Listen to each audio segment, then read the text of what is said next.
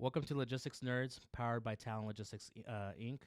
I'm your host, Manny Carrillo, CEO, owner of Talon.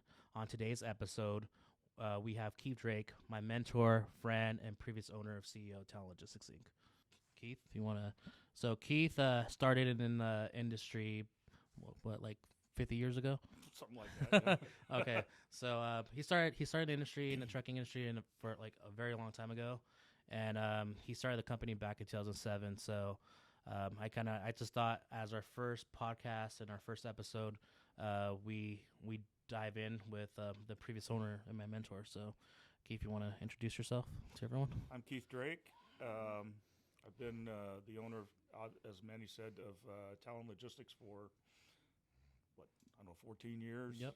And StarKiss has been our biggest customer, and it's been an opportunity that I would never trade for anything. And so here we are. Yeah, here we are. So just to kind of give you a little bit more insight of what Talon Logistics does, we are a Southern California-based trucking company. We focus a lot on ocean freight and intermodal freight. As the past couple years, we've been able to expand into Texas, Georgia, South Carolina, and then next year we're just going to take over the world. I'm just kidding. No, we're not going to take over the world, but we're going to be opening up hopefully in New York, New Jersey, and Philadelphia.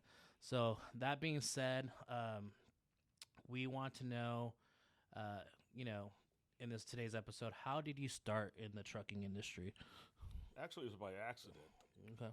I went to work as I grew up in Southgate, and as everybody in Southgate did, you went to work for Firestone Tire and Rubber. And I got in, and over a period of time, I ended up getting into their traffic department. And then Firestone closed, and when they did, through contacts I had from the traffic department, I ended up with a company called Keystone Lines. And basically from there, I just kind of worked my way up the chain. It wasn't something that I purposely said, I'm going to get into the trucking industry. Yeah. But I kind of found out after a while it was kind of a good fit. It's funny how like we have never thought we would be in the industry. I have never thought I was going to be in the trucking industry, and obviously moving fish as a as a career path. Exactly. But I think everyone has a little bit of they can relate to that, right? They everyone I know wasn't meant to be in supply chain, right? So yeah. So you want to continue on? After that, it was one of the companies I worked with, actually Keystone Lines. One of our divisions handled the StarKist account, and that's where I actually met a lot of the StarKist people. And over the years, they followed me, I followed them to various carriers, and that's just how the whole thing evolved. Yeah. It wasn't like there was any true path. It was just the relationships that I built over the years, they just kind of gravitated toward staying with me. Yeah. Okay. So that will lead into the next question. What made you start Talon Logistics Inc? Well, as I'd mentioned, that a lot of the carriers, I'd go to a carrier if they went there, or vice versa. And the last carrier that we were involved with, StarKist and I, just really didn't really hold their values of what they needed as for service and that type of thing. And in late 2006, I think it was, they approached me and said, we want to make a change. But this time around, we want to do something different. Okay. And so I'm like, okay, what do we want to do? And they said, we want you to start your own thing. So that way, when we contact you, we're contacting the person that can make the decisions. Yeah. And after a lot of discussions and a lot of heartache and a lot of headaches and a lot of sleepless nights, decided to go ahead and start the company. Yeah. And so from that little beginning, here's where we are today. Yeah, nice. And just to kind of reference, carrier means motor carrier, equal sign trucking company. So people don't understand that terminology. So, all right, you started this company. So my question is, as you first started this trucking company, right, you already have a client in mind. You have StarKiss as your number one client. What was some of the challenges that you guys had to face at the first couple years? Well, number one, starting out as just an absolute new carrier. All of the various regulations of trying to operate in California, insurances, trucking, trying to build an infrastructure, that type of thing, people think that it's just really simple. Hmm. It's very tough. Yeah. And anybody starting out in this industry knows that you have got to put in a lot of work. There's a lot of time involved, and there's a lot of money that's involved. Hmm. And the fact is that everybody seems to think it's a, oh yeah, you move some freight, and you are able to just collect, collect a paycheck basically. Well, it's not that way. Yeah. And moving from being an employee to being an owner was a real shock to the system. I bet Because so. as an employee, you get a check no matter what. Yeah. As an owner, you don't get a check until after everybody else gets paid. Yeah. Yeah, and then also too, like I think it's not just doing the freight right, and then also getting paid. It's also you have to have an operations team, a Right. billing department, and also more importantly, a compliance department too. Someone that high knows all the compliance because you have a lot of regulations as DOT, MC, and you get audited every couple years as well. But anyways, I don't want to get deep into that conversation. Kind of want to keep this raw a little bit. And then, by the way, it's okay if you throw a little, shit words and out there. It's Well, to recap all the stuff that he just said, I was that person for Yeah. everything. Yeah, you should have seen it. I remember when I started the company, when I joined on 2013, he used to throw WTF, like what the fuck emails. Scare the fuck out of me. I'm not gonna lie. I thought I was gonna get fired, but anyways. Um, I remember the subject line was just WTF. That got their Yes. attention. yeah, it did. It did. It did. We cannot in today's world cancel. Yeah, well, we cannot do that. that's why I'm not there now. Yeah. All right. So, what were some of the highlights of running Talon, personally and professionally? Well, professionally, obviously, the fact that I was able to take control of a situation that I'd been with for years. When I started Talon, actually, I had been already servicing Starkiss for about 25 years. And so to be able to say, I have control over what happens, their frustrations, if they said there was something that they didn't like or whatever, we could fix it immediately. Correct. And from a personal standpoint, it's one of those. When they approached me originally, I said, I don't know if I want to do this.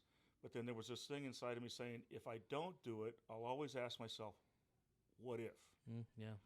And the what if has turned out to be pretty good. Yeah. It was something that's very fulfilling.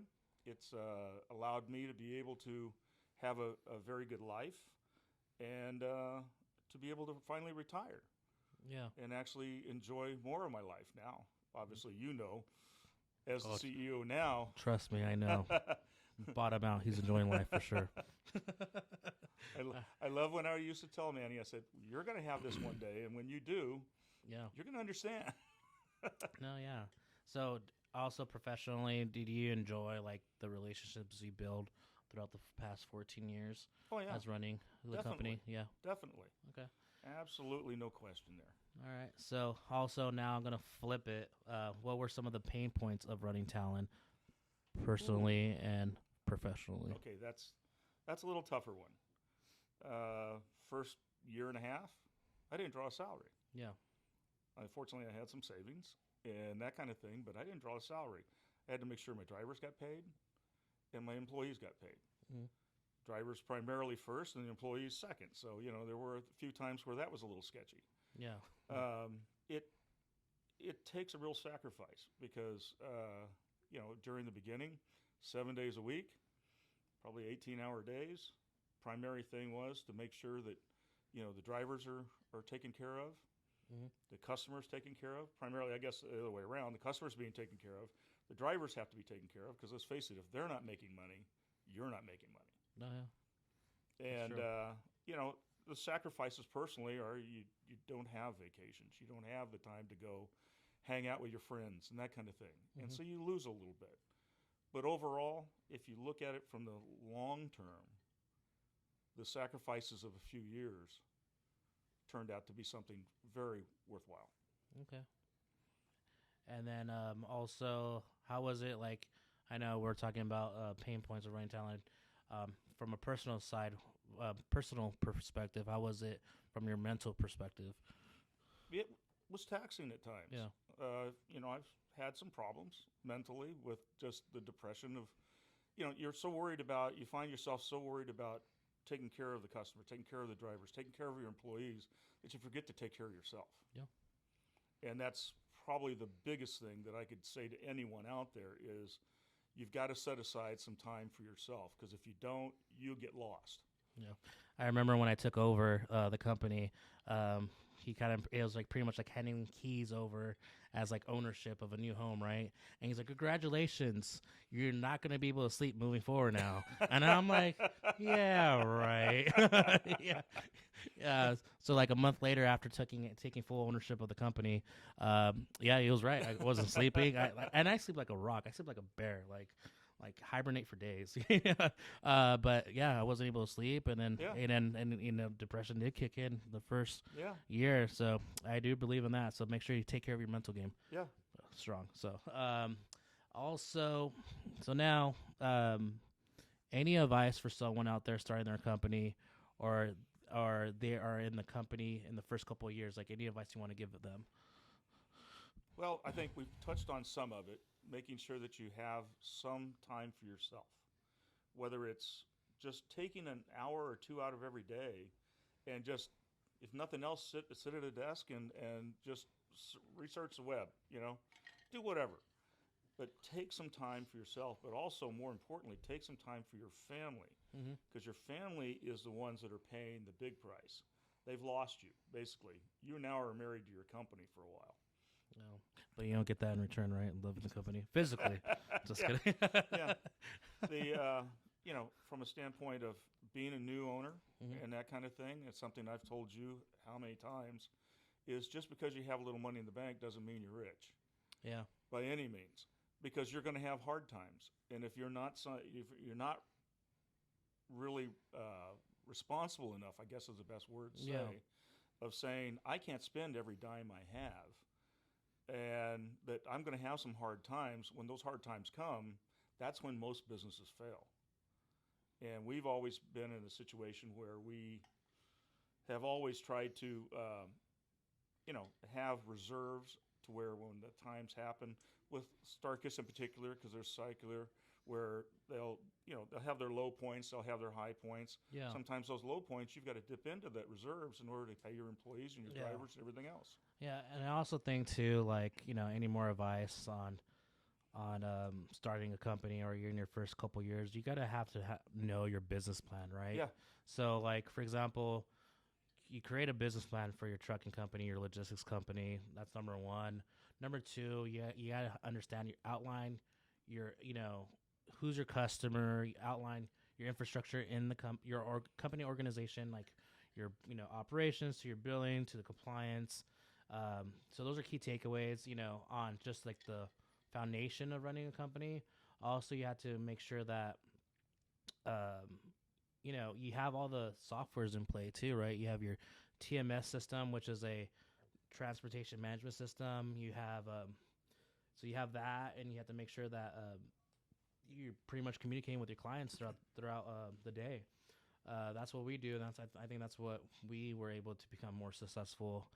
We've always been transparent with the customers, with our reports, with everything going on, with calls, texts, Mm-hmm. and it's just feeling like giving that like first class transportation, or logistics services kind of connects you more, and also connecting with the customer as well. So that's my opinion on that. So I agree. do you agree? And anything else? No, I agree with you. Only in the very beginning, And then, we didn't have infrastructure. yes. So it was, I guess in the very beginning, you have to be very flexible. Maybe that's the best way to say it. Very flexible. You're going to have to figure things out on the fly that are going to Mhm. work to get the job done. And then as the company starts to grow, then you can start having more people. I think I alluded earlier, in the very beginning, I was the compliance guy. I was the billing guy. I was partially the dispatch guy. Yeah. It was just, that's the way it was. Mm-hmm. But I think that people have to understand that that's the sacrifice you have to make if you're going to start a company. Yeah. you know. And some people are more fortunate than others that the way that when they start their company. You, on the other hand, what I saw was, okay, I handed you a company Mm-hmm. that had a bit of a infrastructure, but it wasn't huge, because I was kind of on my way Yeah. out. I was at the point where I wanted to retire, and you're a great example of someone that can take it to the next level. Yeah. That can say, okay, hey, I'm young. I'm willing to invest the time, and make it something bigger than it was. It made it as big as I wanted it to be, but you've done a hell of a lot more of it. Yeah. I pretty much got the company with just the bone, right? Not even a little bit of chicken on it. Beer bone structure. I'm just kidding. No, yeah, it's pretty cool to kind of see, and I'm actually really appreciative that I didn't have like yeah, you handed over the company, but it was still kind of like in a startup stage, right? Yeah, it was still raw. It was still raw. very We raw. didn't have no infrastructure. You had one employee doing multiple job duties. You have technically a dispatcher. Yeah. Was, yeah. So and so like kind of transitioning over, right? We had to learn how to, when you had it, Yeah. we had a 1 day dispatcher, Yeah. 1 night dispatcher, and a manager, and then you, right? Yeah. And so when we took over, now we have a whole team of dispatchers, right? We have a whole team of billing department, and then we have our managers, right? We have a director, we have a business development guy, and then we're trying to add more infrastructure in place, and how everyone can kind of communicate with each other, right? You Right. have the business development manager, which his name is Isaac.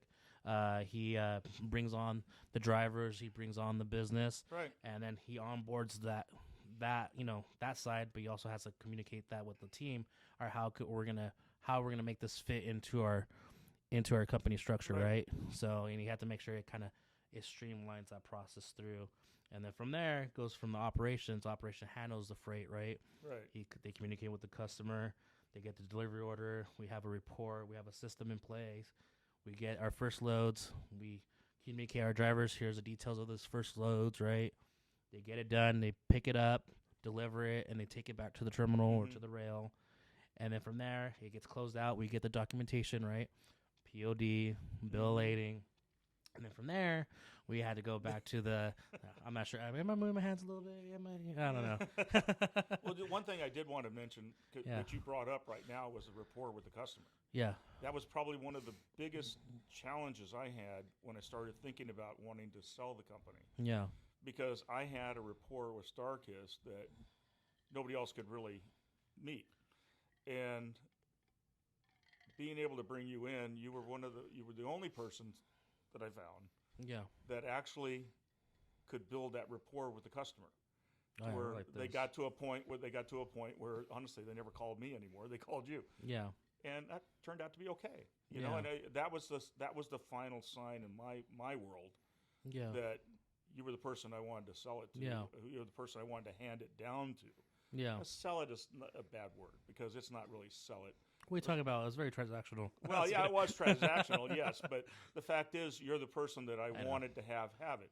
We had other people that wanted to buy the company, but they basically said from the very get-go, we want your contracts, we want your contacts, we don't want your people or your drivers. Okay. And I never wanted that for the company. I wanted it to be a family-owned, family-type environment that we give a little bit of credit to everybody that's involved. Yeah. And that just didn't feel right. I'd rather close it down than to do that. Yeah. Yeah, that makes sense. We kind of just we're talking about this before the podcast is how we grew up, right? We have a little bit of similarities. I know there's a big age difference, but I think you grew up from Southgate, right? Right. How was that? Like, was your parents like well off, or were they barely making it? Give me a little background. Beyond barely making it. It was my dad worked a 12-hour day every day. My mom was at home. A lot of times she'd like take ironing in or clean houses, that kind of thing. I figured that probably all likelihood I should have probably been in jail rather than running a company. Yeah. Just because Southgate was not someplace you really were able to have a lot of opportunities to move forward. And just to kind of let the audience know where Southgate's at, Southgate, California, where's that at? That is in what nearby cities? Probably kind of like East LA, Watts. Back in the day, I was evacuated during the Watts riots. Oh wow, things that's like pretty that. Crazy. And but I don't know. I just always kind of wanted a better life, and so I just I take on all these stupid little jobs and painting houses and doing whatever just Yeah. to make more money because I want it out. Yeah, it's crazy that you're saying that. I remember we were talking about that a couple years ago, and it's like, and I'm a guy that grew up from La Puente, Yeah. California, which is my city of industry. It wasn't the best. And I was like an outcast there. It was like all gangs, all taggers. The same thing. I would probably be, if I would have followed that path, I would have been in jail. Probably would have kind of knocked up someone in high school, and I would be working in like a warehouse job, and I'm like, thank God that's not my life right now. Thank God, because I'm not trying to put God names in vain, Yeah. Salute. But yeah, it's just crazy, and I think knowing that where we came from, I feel like that's also some value added where we are now, because I think.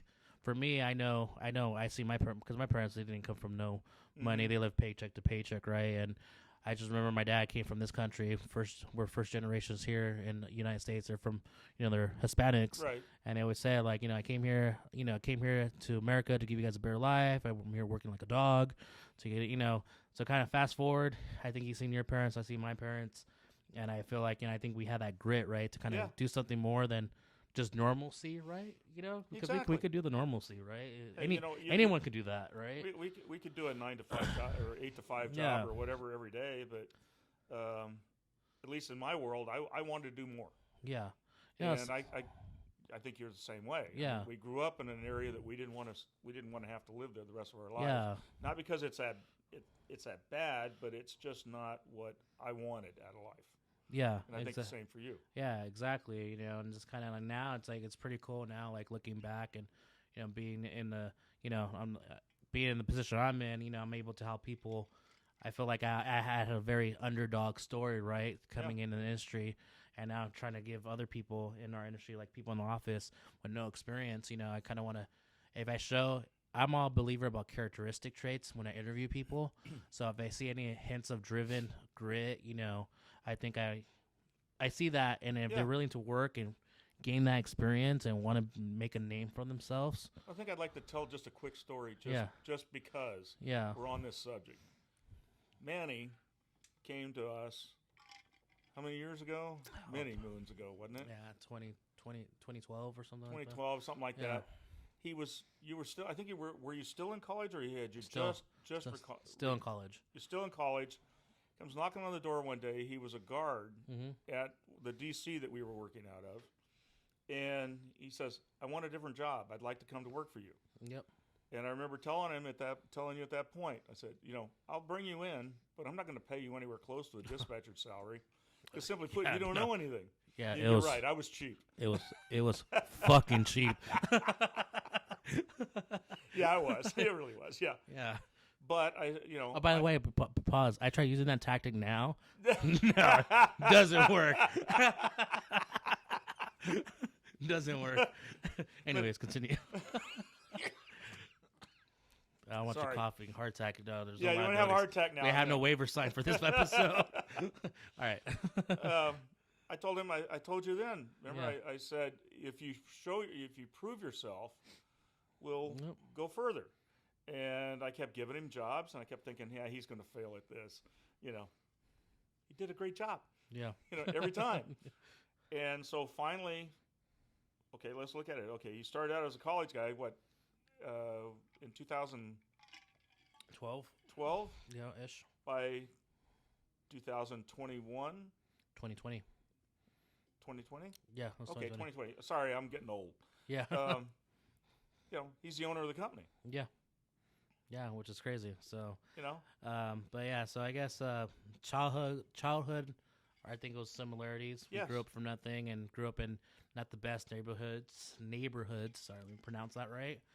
I think, how did we get into entrepreneurship? I think it was by faith, right? I think it was just, we both we both had the same goal. We wanted a better life than we had.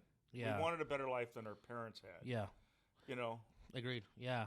I wanted it. I know, I saw my dad working his butt off every day and not getting anywhere and everything like that. And I'm like, I have this opportunity. I'm just going to keep doing what I've got, until I am able to achieve something. Yeah. And so it's crazy because it's like people's like, how do you get into entrepreneurship? It's like, it was really didn't need it. We just wanted something better for ourselves. That's mainly Hey, it. you'll understand it. Okay, the little joke between the two of us. I like nice things.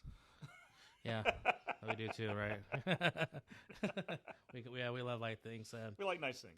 yeah, but we don't get nice things just because.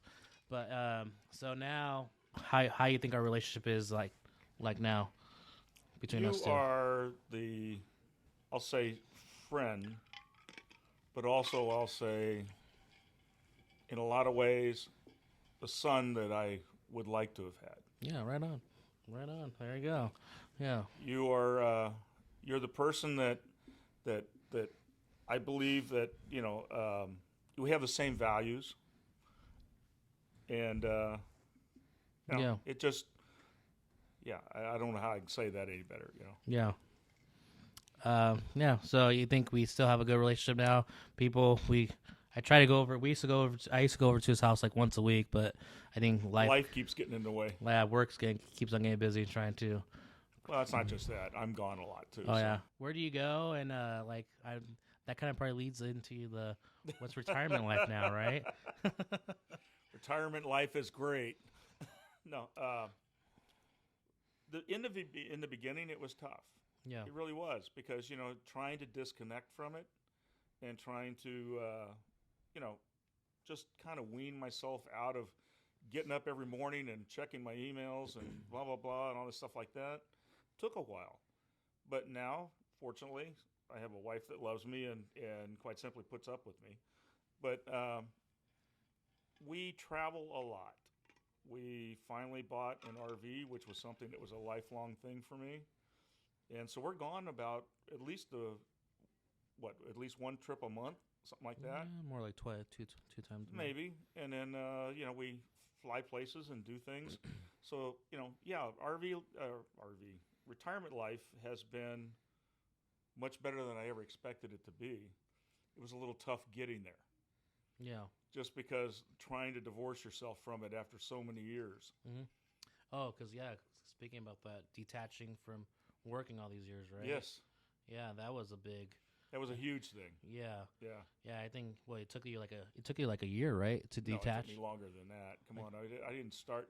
Okay, for everyone out there, I retired in January of 20, and then COVID happened. Yeah. So I'm sitting at home building Lego helmets and stuff because there's nothing to do. Freaking weird. Very weird. It That's was very scary. weird. But finally, by 21, things started to open up a little bit, and then that's when I started traveling Yeah. and doing things. And so then it was a little easier to kind of get away from it then. Because in 20, let's face it, all I had to think about was, okay, what's the company doing right now? Yeah, that's true. Yeah, that is true. So, retirement, you're enjoying your motorhome, right? Oh, yeah. You're going twice a month, and I think you just went We to travel. We went to Hawaii just Yeah. recently. We're going to do some things next year. Yeah, when are you gonna do? It's like you're living the fifth. No, what?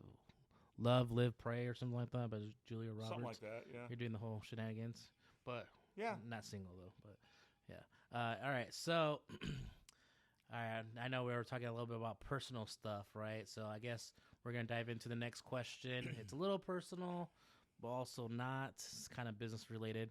How do you feel about the phrase? Because I know you told me this multiple times. Oh, my. It gets lonely on the top. Gets very lonely at the top. You start having, from a professional standpoint, people have this assumption that you are living life large, that you have, you have all this various wealth and whatever. You don't. You don't. It's if you're running your company properly, you don't. You should never. From a personal standpoint, I think the sacrifices are more there because you lose a lot of personal connections with friends and family. And I've always, back in the day, now it's not this way so much now, but back in the day, if you were in the transportation industry and you were trying to move up the ladder and that type of thing, it was guaranteed that you're going to either be, quote, an alcoholic or divorced several times. Well, unfortunately, I was during the product of divorce several times. How many times have you been divorced? Don't talk about that. Yeah. and That's just a few times. kidding. No, I'm just But kidding. uh, so it costs. Yeah. In the transportation industry it's tough. It's tough for anybody that's trying to run a company in this environment, especially now. Yeah. But pretty much, yeah, that's the tough parts of it. The Yeah. good parts of it is okay. You do get to a point where you can enjoy life a little more. That Yeah. kind of thing. And I think you said, I remember when you told me about that phrase, it gets lit on top. I was like, fuck that. I'm going to try my best not to feel that way. But it gets that way. It does, but, like I have also, I have truck drivers or my family members or truck, Yeah. I give them dedicated lanes, right, to different Right. states. Right. So Right. they're making a living, they're making their own things. And, so it doesn't feel that lonely and friends, Right. colleagues from getting them jobs here. So kind of try my best to not feel that way, 10 years from now. I think the culture has changed. Oh, yeah. I The think culture has changed a lot because management was really never able to really quote have a relationship with Yeah. drivers back in the day, and the drivers really didn't want a relationship with management. They just wanted to do their job and get paid and leave. Yeah. And now I think everybody's starting to feel a little more like, okay, we're all partners. We're all in this together, kind of thing. No, yeah. It's true. I feel like now, and that's how it is. Like back in the day, like kind of going from a supply chain perspective and logistics perspective, there was no transparency years ago, and I think COVID kind of made a big realization for everyone. Like, damn, what the hell is going on? There's all these issues, right? So we had to. There's new softwares and came into Mm-hmm. play. There's more different culture of how people ran trucking companies or warehouses or logistics. They Mm-hmm. all kind of came in as like for example, like they all knew the issue was like we couldn't be old school, right? We couldn't Right. be you do it my way or the highway. We all have to get together. We all have to build that relationship together, Mm-hmm. and we have to show transparency, you know, throughout the whole process, right? Right. Even if it has to be from dispatcher, management to driver, right? So I'll give you a good example of what you're saying. Back when I started the company, a fellow owner of another trucking company, he told me, he says, listen, he says, you see this old Pathfinder that I have that I drive around? He says, that's not my car. yeah, He had nice cars, right? yeah, Lived in Palos Verdes and that kind of thing. But he says, I don't want to let the drivers know that I'm successful. yeah. See, I think that's not. And see, that was the mentality back then, and I Yeah. think that was something that crippled our industry for a long time Yeah, because you had the management side that yeah. wasn't telling the other side what was going on. Like the Yeah. reap over what you Yeah, over your reward, right? right. I think right now you want to show that because You want to show that you're yeah, because successful. I think you might motivate drivers to do their own thing or spin Right, off and kind of go exactly. from there, right? So kind of going into that drivers, we're into drivers right now. So the number one key hot topic now here in California, which I'm not a really big fan of, is what do you think about the push on EV trucks? Which is I'm not a big fan of it, but hey, it is what it is. We Yeah. gotta what's your thought process on that? I think you and I have discussed this before, and I don't believe that the electric trucks are the solution. Now I'm going to be probably controversial a little bit because I really believe that all we're doing is trading one type of environmental damage for another. Yeah, Okay, we're getting rid of the emissions from gas or diesel, but we're also now damaging the earth by building batteries and then the byproducts of having batteries that go bad. And I really believe that the technology which is coming out, and actually an article I just shared with you yesterday for Honda and Toyota and Yamaha, mm-hmm. that they're starting to really build on hydrogen technology. Yeah, And I think that's where it's going to go.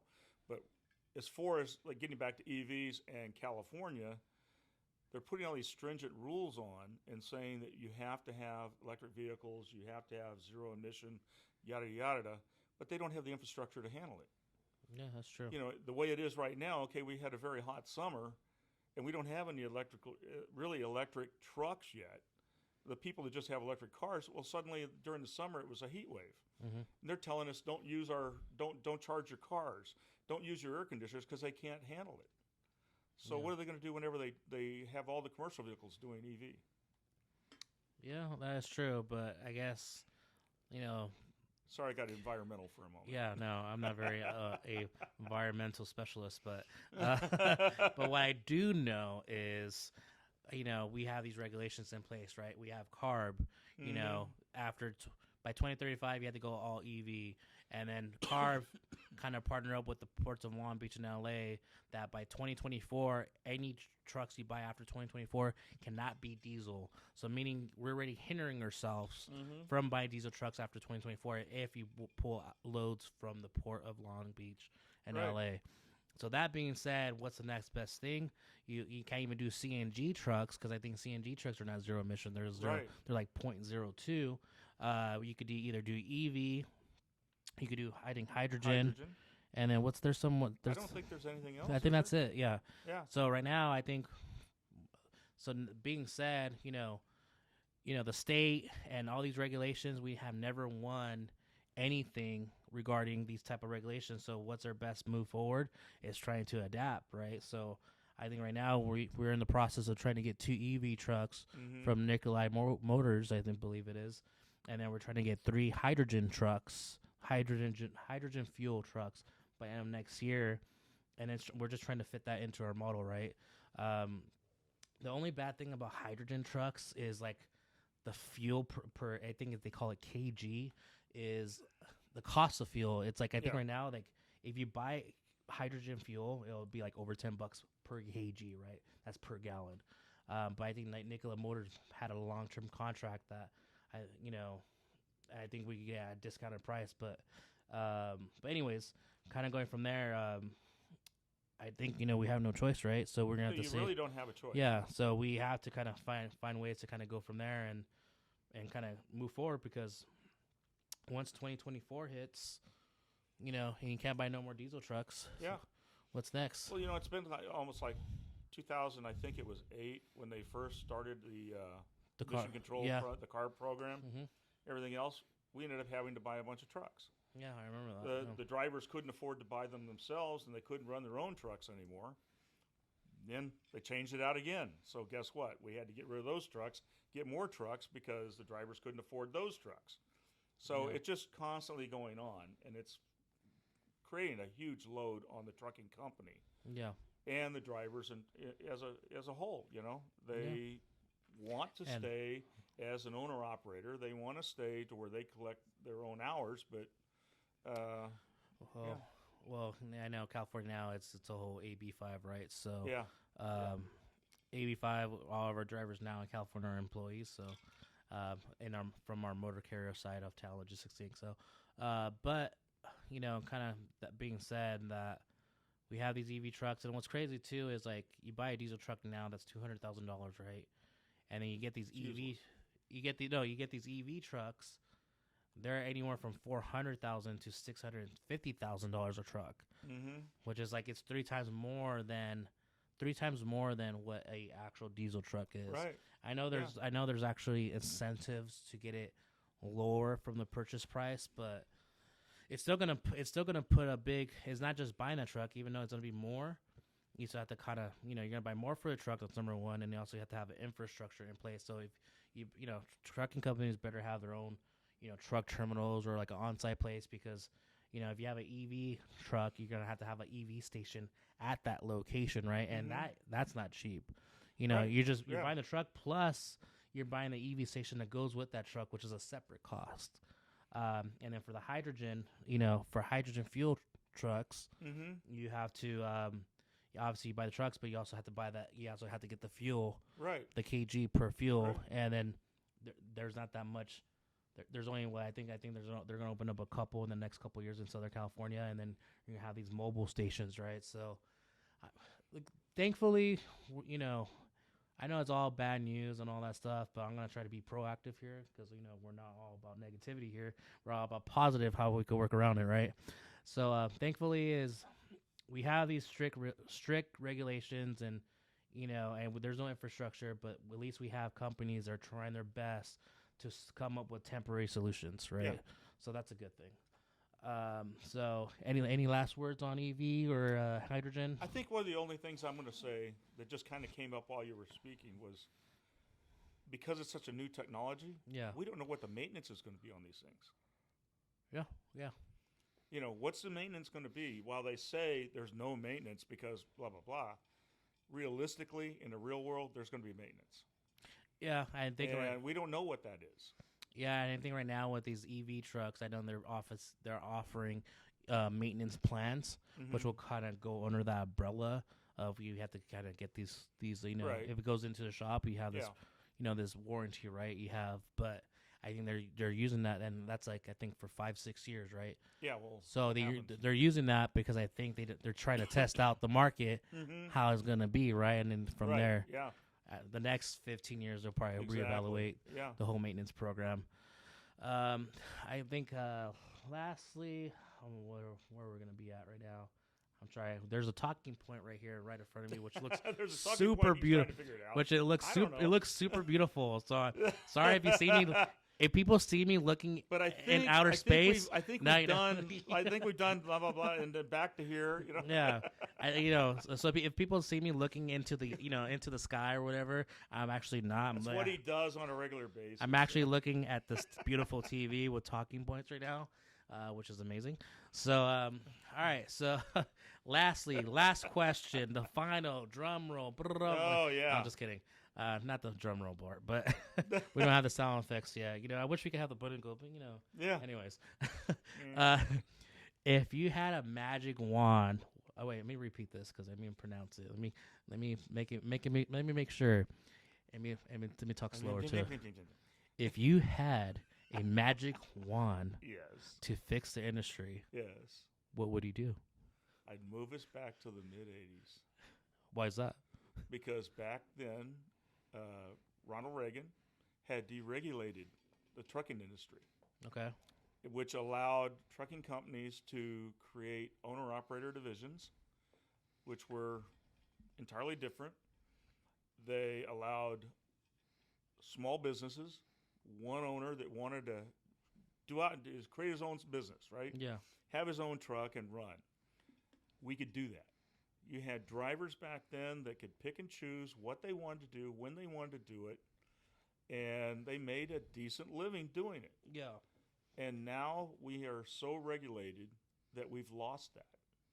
We've lost that entrepreneurship of a driver saying, I want to create a company of my own, whether it's one truck, two trucks, three trucks, whatever it may be, but to do their own thing and be able to have their own thing. And in California in particular, they can no longer do that because if they run any company, now it's under AB5, they have to be an employee. So when you say deregulate, is it deregulate the trucking community or deregulating supply chain or the logistics It's industry? deregulating for my standpoint, Okay. or for what I believe, deregulating the trucking end of it.